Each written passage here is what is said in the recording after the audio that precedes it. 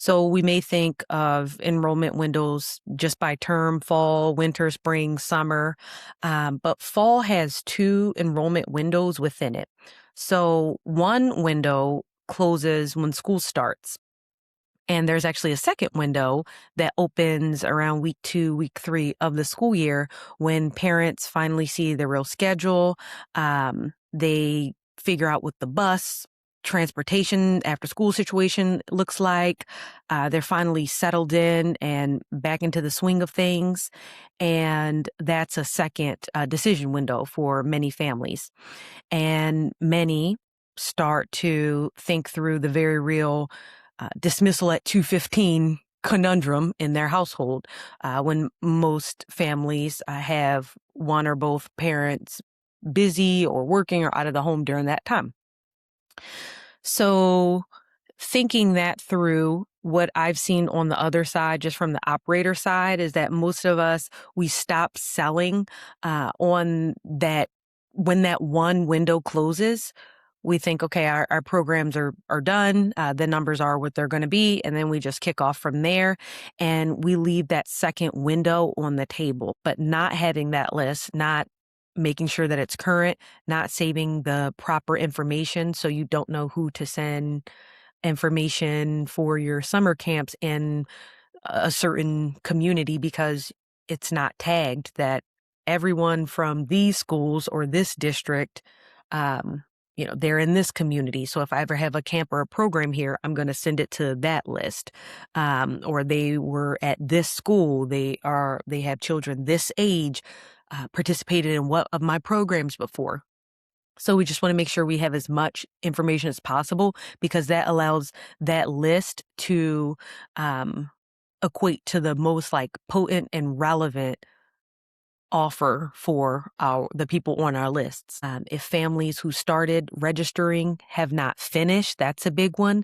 So check out abandonment in this industry. It's huge. It's brutal. I covered the mechanics of it in the summer camp registration episode, but every abandoned cart is a parent who wanted to participate. They wanted their child in your program, but they hit some sort of wall and they didn't finish it. So any friction in our registration process loses registrations for us. And it happens every day and it happens without most of us knowing. So if you don't have a system in place for how you reach out to people who have abandoned their carts, like, do you know if someone has abandoned their registration? If they haven't submitted it, how would you know? They wanted to make sure the phone number was correct and they forgot to come back to it. So we want to be helpful to them and help get them the information that they need to get across the finish line. You also will know you have a list problem if your wait list from any session, any year, if you're not using that. If people signed up for a wait list, have you ever contacted them after that program was over? What about for the next term? What about the next year? What about other programs that you may have in that area? Uh, Add them to a newsletter, nurture them in some other way. But if you've lost those people who've signed up, but yet they haven't been able to receive your services, how do you make them the right offer at the right time since they were interested and unable to purchase with you at that time? A lot of times they have a younger sibling that's coming right behind them. Um, those family, parent, customer lists, those can be used for beyond the child that participate in that program.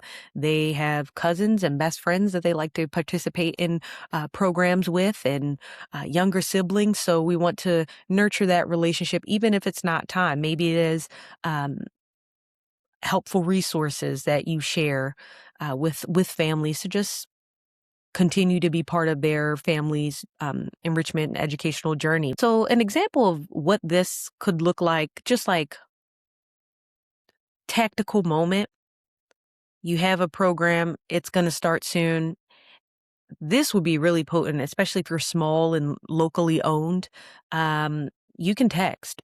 Modern parents are texting all the time and inundated with a bunch of emails that go to the promo folder anyway, so it's pretty easy to miss. But if you know a family, maybe you've texted them with, their kids' updates before, pictures or video clips, things like that from previous programs, you're on that basis with them, and you can text them, "Hey, um, you know, for me, hey, this is Arielle with Journey to STEAM." So my advice will be before you buy an ad, before you participate in Google ads and all Meta ads and all those ads, just make sure that you have utilized and leveraged your existing list, because you can do that for free. Schools are the best channels for getting that information out.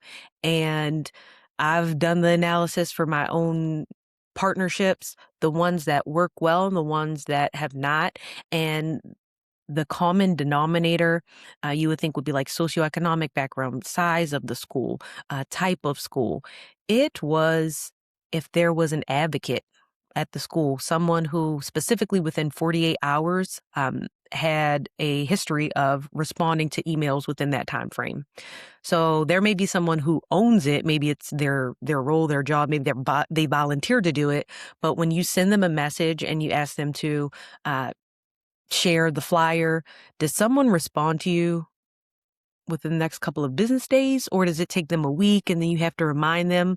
Although the box is checked, they responded, a lot of time has passed in the meantime.